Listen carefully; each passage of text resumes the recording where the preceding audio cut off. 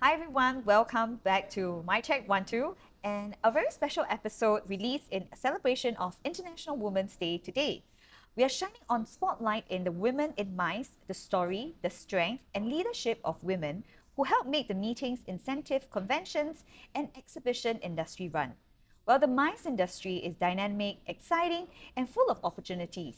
But it's also very demanding. We have long days on the ground, tight deadlines, and countless of moving parts. The events only come together last minute, can make challenging to juggle work, personal well-being, and family life. For many women, this balancing act isn't just about time, it's about the energy that we have, priorities, and workplace culture. What makes this episode even more important is the reality behind the numbers. Globally, women make up a significant proportion of MICE workforce, with the estimate suggesting roughly about 80% of meeting and event planning roles held by women, yet they occupy fewer than 20% of senior leadership positions in the broader events industry, and approximately 80% gender pay gap persists. While women are well respected at many levels, the climb to the top of the decision-making ladder remains uneven. Today's conversation isn't just about challenges, it's about opportunities, resilience, and how women shape the future of our MICE industry. We'll explore defining moments in leadership, what needs to change, how work and life can actually have a better balance, and what advice our guests would share with the next generation of women leaders like you. Well, so let's dive in and hear from the women whose work, perspective, and passion are helping the MICE industry thrive. Joining me today, I have Huey Hong from STB, Jeanette from East West, as well as Lena from RWS. Before we start our deep dive questions and discussion, we want to do something a little bit fun. So I've actually asked them to bring a little item, or it could be a very big item, but nobody brought a very big bag, so which holds a significance to your career, their career, my career. And please share with us the story behind each item. Huey Hong, maybe you can start. Well, today I actually bring my ring. This is actually not my wedding ring. This is a ring that was given to my husband when I became a mother. And I thought that the diamond ring is really signifies who I am as a person, because diamond really has certain characters. For example, it signifies commitment and it signifies unbreakable strength. And at the same time, it can sparkle. So every time I look at this diamond, it always reminds me that being a woman, we actually can be a mother, but at the same time, we can be very strong and we can be beautiful. Yeah, and diamonds are a girl's best friend. I like that too, husband.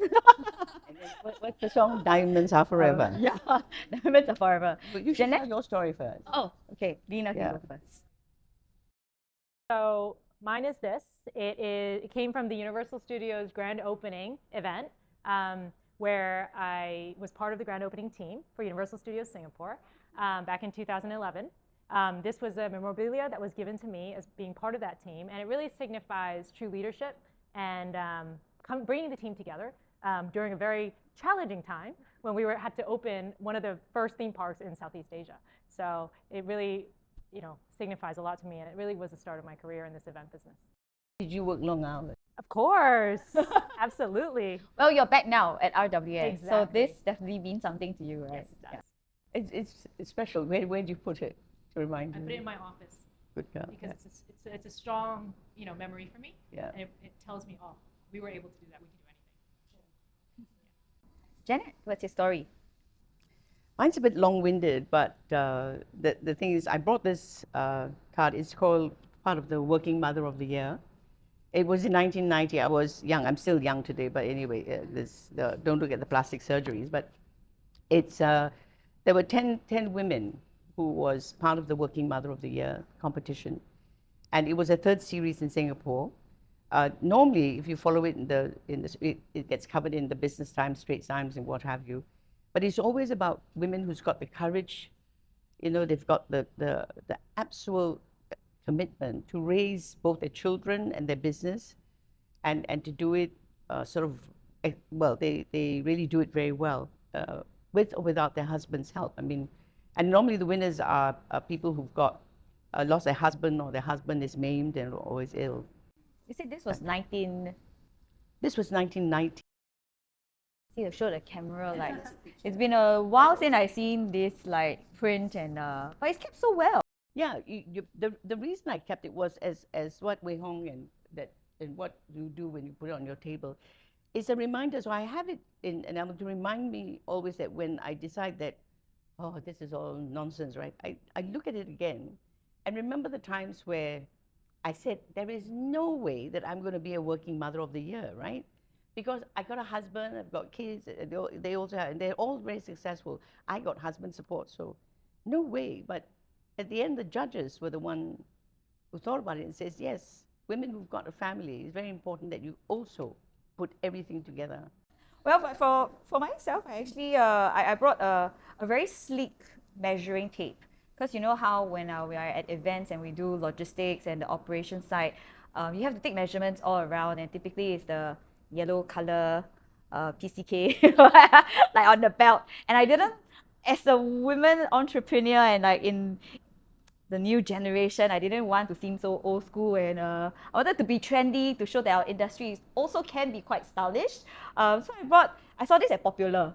So this is actually a Popular. Anything small, sleek, and nice fits into my nice small handbag or my pocket and looks nice and stylish. And so I thought it, like, items doesn't signify and identify us in minds, like we are not just contractors, but it's the whole ecosystem, and it's all up to you and up to us to be stylish and be who we are, right?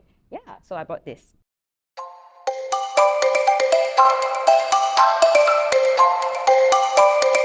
Well, we talk about like defining moments, and these are some beautiful stories that each of us have, whether it's a mother and Jeanette's story was also as a family, and Lena is like achieving since, and you turning back to RW. So looking back on our careers, right, what were the one or two defining moments that shape who you are as a leader in the MICE industry? Like, is there a challenge that forced you to step up, or person that have a very lasting impact on your journey, or any woman leader positions that whom you actually look up to? Maybe we go by this way. We hope first. Yeah. Okay, yeah. Actually, I started my first career in a shipyard. Yes, I wore hard hats and uniform. Life was very, very tough, and it was very outdoor. And I remember my ex-boss told me that, you know why the leaders are working so hard? It's because we hire a lot of people and we create jobs for them. And they are able to send their children to school, improve their quality of life, and the impact actually benefit generations. That really impacted me.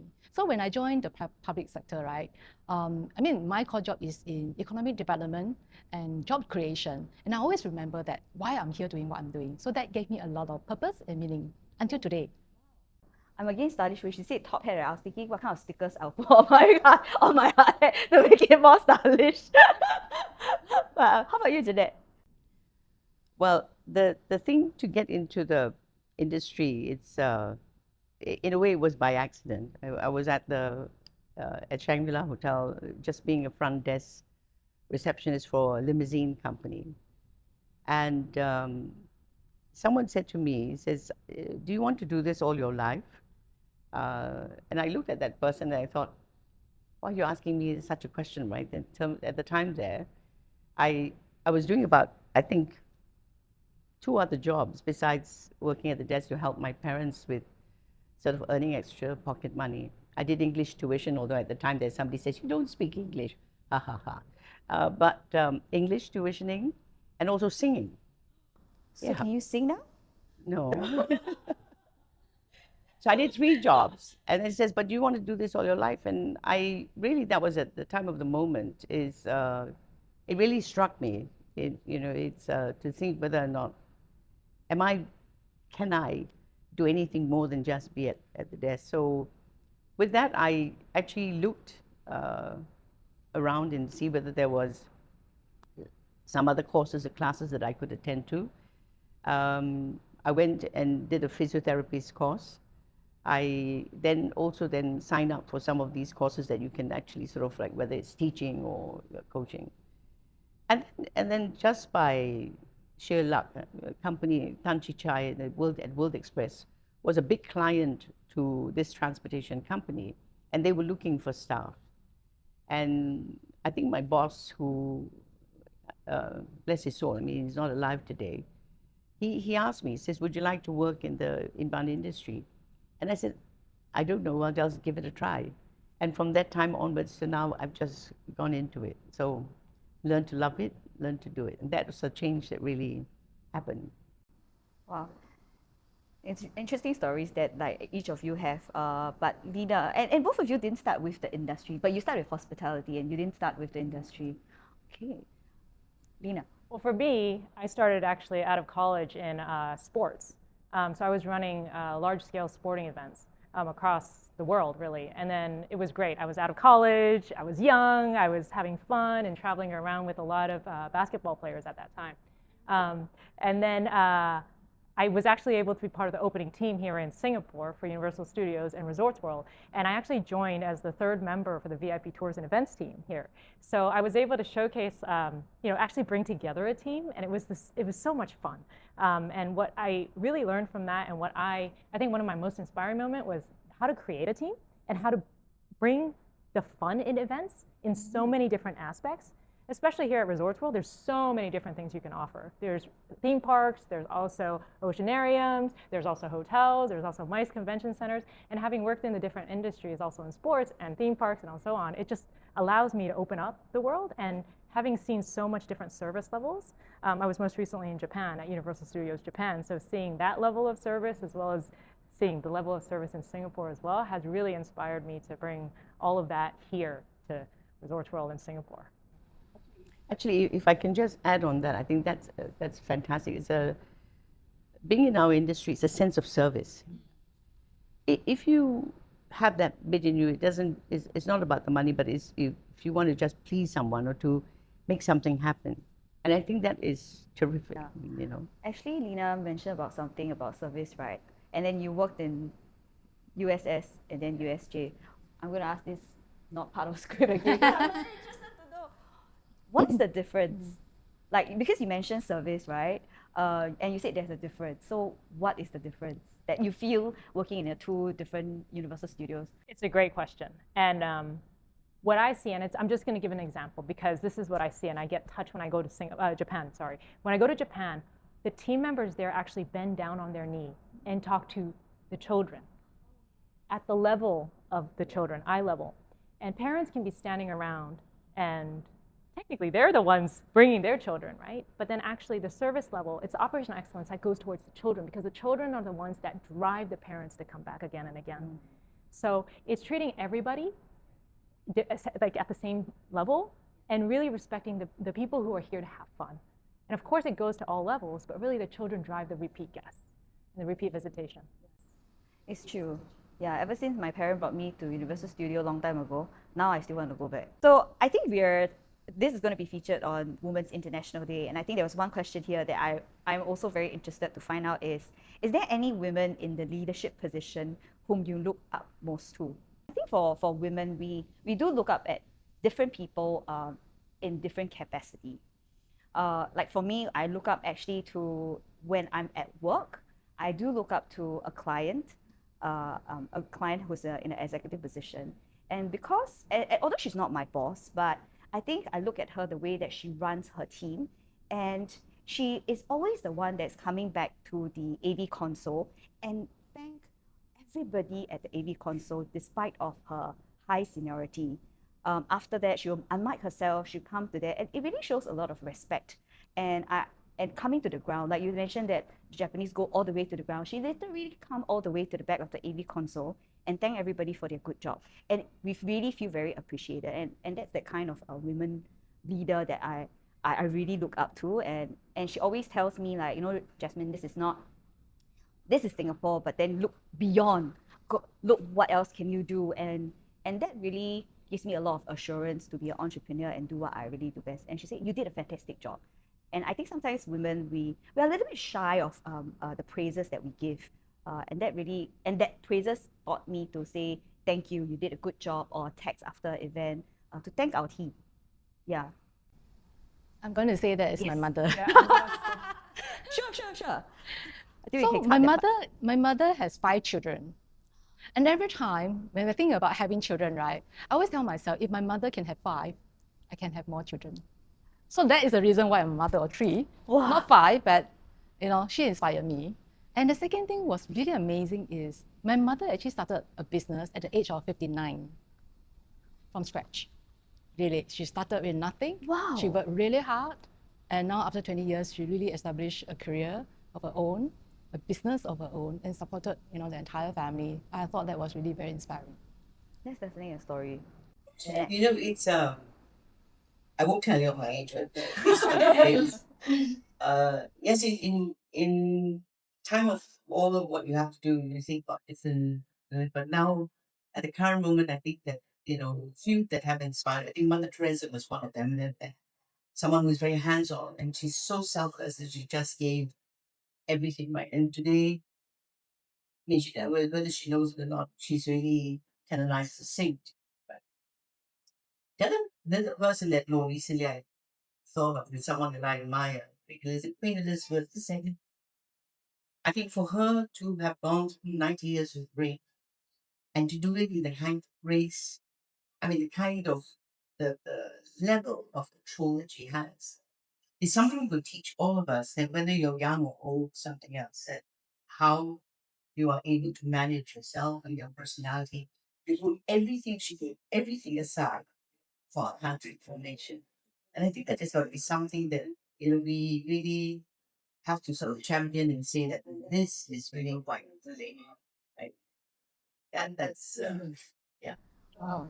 Lena, you're going to say your mom as well, right? I was going to say my mom, but actually, I'm going to take it a step back and I'm going to say, yes, it is my mother, but also there's so many different women that I'm inspired by, and it's not just one individual, but it's more the personality and the leadership and the care, because women have that soft touch in my mind, and it's being able to be tough at times, but also being able to have the empathy with people and the connection that really matters to me. So going into leadership roles, I feel like, I mean, for myself, I have this little black book in my head, and I know what goes right with leaders and what goes wrong with leaders. And I take in um, experiences where you've got certain leader characteristics that you go, ooh, I don't think I want to do that. And I put that in my black book and I go, no, no, no, no, that's a no, no. But you just make sure that that stays in your head. And like going back to your point of having that boss that was actually take off their mic, goes out on the ground and actually walks the talk and says thank you. Yeah. That's what I feel like women have. I think you've already answered the few questions later on. So I will actually skip over this question and it leads on because we are all talking about very similar traits of women leadership styles and strength, right? So in your opinion, how do you think women bring a different or unique leadership style to MICE industry, especially in how we manage teams, clients, and complex events? So I think, Lena, you have already mentioned all the traits that you see as a women leader, what you actually look up to. Maybe Huey Hong, you can start. Yeah, actually, I thought that women has many strengths. Actually, one of the strengths I thought that women can leverage is the ability to multitask. In fact, we can do so many things at the same time. I think you're absolutely right. Yeah, that's right. So I think that we can bring that skill set and complement the workforce. And I thought that that will bring the best out of everybody, in the company. Yeah, I think multitask is like this one skill that you can never ask at an interview.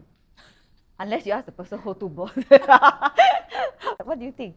I think, well, everything the two young ladies have said, including yourself, is absolutely perfect. I think the women, it really is magical, right? There's a good balance of EQ and IQ.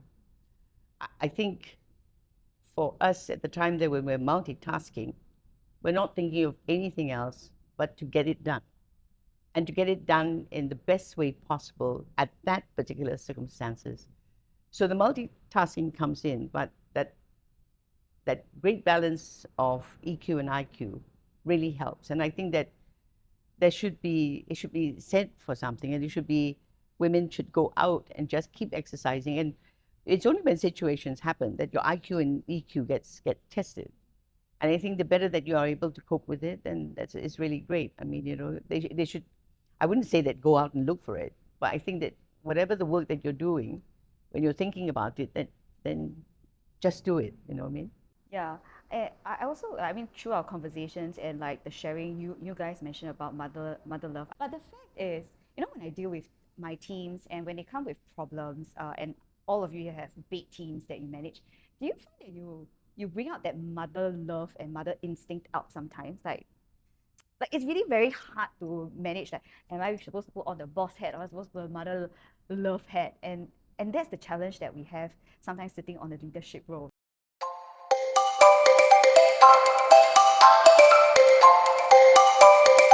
The next question is we realize that women are highly represented across the MICE workforce, but yet fewer hold the most senior decision-making roles. Do you think there is still a gap? And what would actually move the needle? Maybe go the other way. Lena can. Yeah, going back into the industry, I do think there's a large gap. But part of that is also giving females an opportunity to shine and us not stopping from growing. It's also having the opportunity to raise up our hands and yes, me. Never done it, but let me try.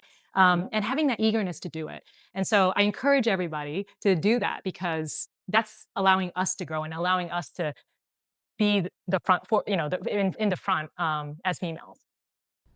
I think I think it's changed a lot. I mean, if you look around the world, politicians, they're all nearly a lot of them are women. If you look at general managers in hotels, there are quite a few women.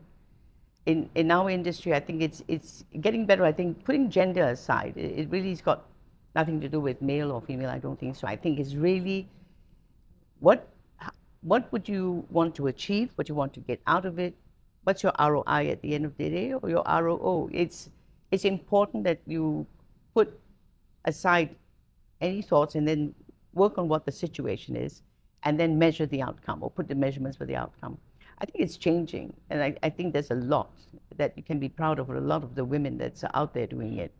And they who are taking up the gauntlet, they're not thinking about their kids or anything. They're thinking what has got to be done and do it. Yeah. Yep. This is a very good question, but I would think that the leadership level, we need to groom for the future. As we launched the Tourism 2040 last year, right, we also asked ourselves, right, where are the future leaders? I think the action needs to start now, because if today we don't groom leaders, there's no future leaders to lead the industry, in 15 years' time. So that's the reason why we actually come up with a program. We call it Tourism Leadership Advancement and Excellence Program, right? And that whole idea is really provide opportunities, not just for male, but also for female to be identified, to be groomed, so that we can kind of like prepare them for the future. And very happy to say that after 3 runs, we have about 75 participants, and about half of them, 45% of them, are female. So I'm actually quite optimistic that the tourism sectors in the future, we will see a lot more female leaders. I wish I had that last time. But at the same time, I think it also goes back to the individual women, the younger ones, the younger generations, to really step out, right? And don't be afraid to voice out. In the past, I would also shun away, but I think after learning to step out, there are so many more opportunities and doors open up. You just need to take that first step. Look at you yourself today. I mean, you are a leader. You run your own company. Yeah. And it's something a lot to be very proud of. I mean, if you had the help, yes, but you didn't need it. You did it. So it's stepping up for the industry doing this. I think that's good. Yeah. Yeah. Okay, so to end it off, there are 3 firing questions that are asked. Okay, so just like one word answer, right? Okay, so I'm just going to ask you. So firing questions. The first one is about hidden gems in Singapore. Okay. Say again. Hidden gems. Okay. When you're hosting VIPs, you're gonna say RWS, but okay. When you're hosting VIPs, who've already seen the usual Singapore icons, the spots, what kind of places or experience do you gravitate towards to make that visit even more personal or memorable? Don't start with other like Jeanette, you start first. Say RWS. Yes, It is RWS. But we want to know the hidden spot. We want to know the hidden spot. Like you see, the USS, the Oceanarium are what we know, but we want to know the hidden spot. We're right here at the Loris Oh! Hotel. How many of you have been here? Yeah, We just opened in October. That's true. We are Look at this the fantastic dining venue. room. Yes, Wow. and I second that. I mean, Okay. it has been a wonderful surprise. That's great. But I would say the other thing is it depends on where. It actually can be at your home, right? If you take someone, There's nothing like taking, whether it depends, I suppose, how large, but whether it's 20 or even if it's 2 or if it's 15. For them to come to a part of it and see the Singapore psyche, how we live, whether how humble your home is, there's nothing quite like it. Every visitor that they take away is the warmth and the love that they feel, right? And the sense of the hospitality is untouchable, right? I would say that would be. But Okay. Laura's. Yes, Laura. We'll ask STB now if we did like no. Actually, hidden for gems? me, actually, it's not so much about a particular place. It's really about the Singapore way of life, right? Yeah. What is Singapore best of life? Actually, sorry, what is Singapore way of life, right? To me, it's really about experiencing hawker culture. And actually, hawker culture is UNESCO recognized. Yes. So actually, a lot of people do not know Yeah. about that. I think we need to kind of be very proud about it and talk about it. When I saw the question, I thought about it and I was like, oh, I actually do a lot of CXO engagement. I do have a lot of foreign visitors. Where will I bring them? And then something came up to my mind was private chefs at HDB. I was thinking to bring them to my house also. Then after that, I was thinking I need to ask my father and mother for permission because I'm still living with them. But I thought the private chefs at HDB will give them an experience of local food and the living, like going to the estate, like what we call like a kampong spirit, which is very rare. Not if you go to like the other parts of the world, you just don't get that community. So I thought like the private chef at HDB. Yeah. Okay. So next one. What is your very first? Oh, okay, this one. I think we got it already. The next one. In one word, what should be the theme for Singapore MICE in 2026? I mean, for under Sasios? What in MICE general? Singapore MICE. I can share that. Yeah. The word that comes to my mind is catalyst. Yeah, because we launched Tourism 2040 last year, right? And I think because of that that announcement of our ambition, we have seen a lot of people coming to us wanting to have a partnership with us. So I thought that that is a way for us to really multiply our effort to achieve our goal. So I think catalyst probably is the word that I will use to describe 2026. Yeah. What? For me, it'll be immersive, because there's so many different types of experiences that you can have, and just having come back to Singapore, there's the opportunity for immersive experiences is so vast, and there's so many already here in Singapore. And I would say intelligence, whether artificial or actual. It's going to be the future. I will have the last say in this because I feel that I think the MICE industry in Singapore just needs to go beyond our comfort zone. So actually that's the next theme for our Singapore MICE Forum, which is going beyond in July.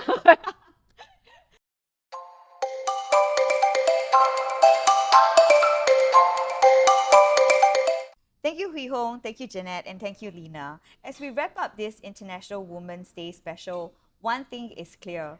Women are not just participating in the MICE industry, they are shaping it, leading it, and redefining what success looks like. From navigating demanding schedules, high-pressured environments, to building meaningful careers while protecting our well-being, today's conversation really reminded us that there is no single way to lead, no single path to balance, and no single definition of success. What matters is creating an industry where women can thrive professionally and personally at every stage of our journey. To everyone watching, whether you are starting out, in the middle of your career, or leading teams today, your experience matter and your voice belong to the industry. We love to hear from you. What does work-life balance in the MICE industry look like to you? Share your thoughts in the comments. And if this conversation resonates with you, don't forget to like, subscribe, and share this episode with someone who inspires you. Thank you for tuning in to Mic Check 1 2. Please let's keep this conversation going. Feel free to just keep commenting below or even topics that you're interested in, and we'll see you in the next episode.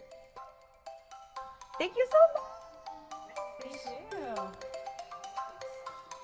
Yeah, for everybody. So I would like to thank all the ladies in the room, Huey Hong, Jeanette, as well as Lena for joining us on this special Women in Mind. And happy International Women's Day.